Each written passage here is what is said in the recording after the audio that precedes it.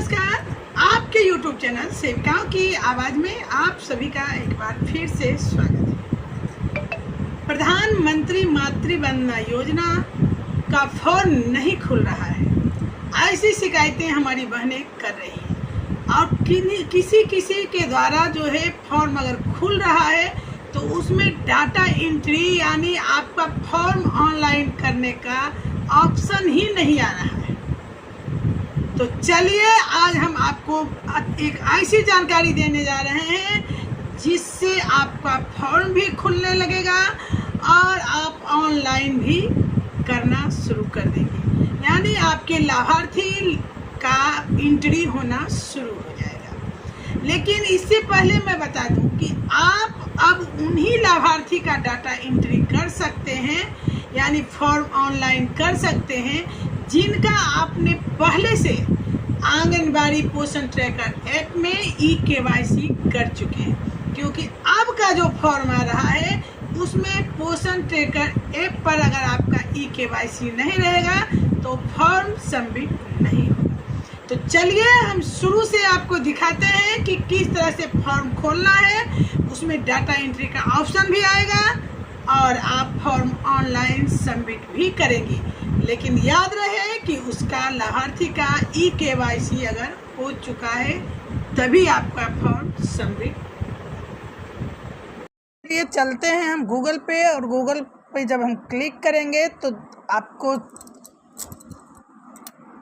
यहाँ देखिए हमने पहले से सर्च किया था इसलिए ये आ गया। यहाँ हम सर्च करेंगे PMMVY निक इन लॉगिन। जब इस पे हम सर्च करेंगे तो आपको ध्यान देना है कि कहाँ हमको क्लिक करना है। तो आपको हम जानकारी के लिए बता दें कि सब PMMVY का फॉर्म ही खुलेगा, लेकिन अभी हमें वर्तमान में ये जहाँ होम लिखा रहेगा ये होम वाला पे हमको क्लिक कर लेना है।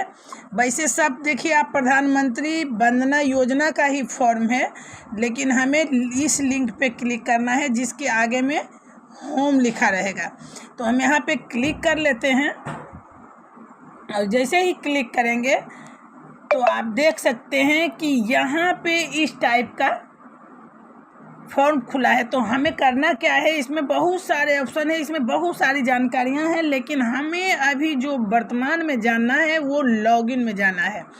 तो यहाँ पे जब बड़ा कीजिएगा तो आपको लॉगिन का ऑप्शन दिखेगा, तो इस लॉगिन पे हमें क्लिक कर लेना है।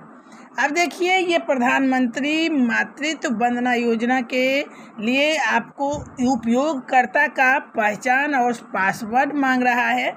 तो यहाँ पे हमें अपना यूज़र आईडी और पासवर्ड डालना है, जैसे पहले डालती थी, और फिर कैप्चा डाल के लॉगिन कर लेना है।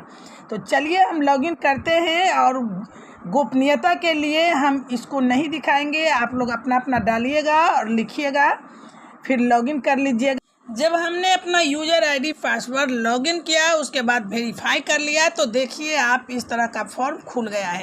अब हमें दिखाना क्या है कि आप लोग का डाटा एंट्री वाला ऑप्शन नहीं आ रहा था, जिसके कारण और भी इसमें जो बदलाव हुए हैं उसके बारे में हम आपको बताएंगे।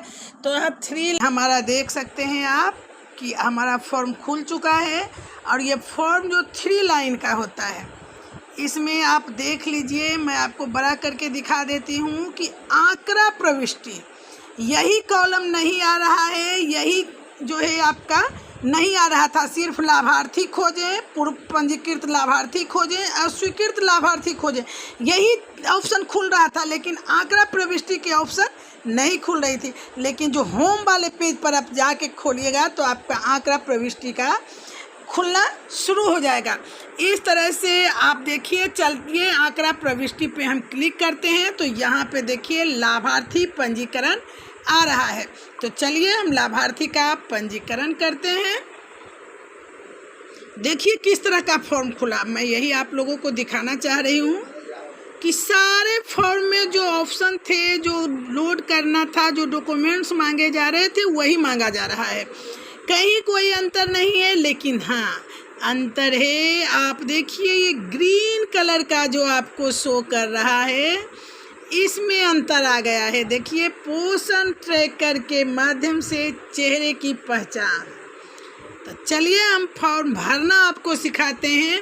सारा फॉर्म उसी तरह से भरेगा, लेकिन यहाँ पर आप जैसे ही आधार संख्या के बाद आगे बढ़ेंगे तो सबसे पहले इसी पे क्लिक करना होगा, और जैसे ही इस पर आप क्लिक करिएगा तो आपको बता दिया जाएगा। देखिए लिखा हुआ है कि कृपया आधार विवरण और दर्ज करें, फिर पोषण ट्रैकर के माध्यम से चेहरे की पहचान बटन पर क्लिक करें।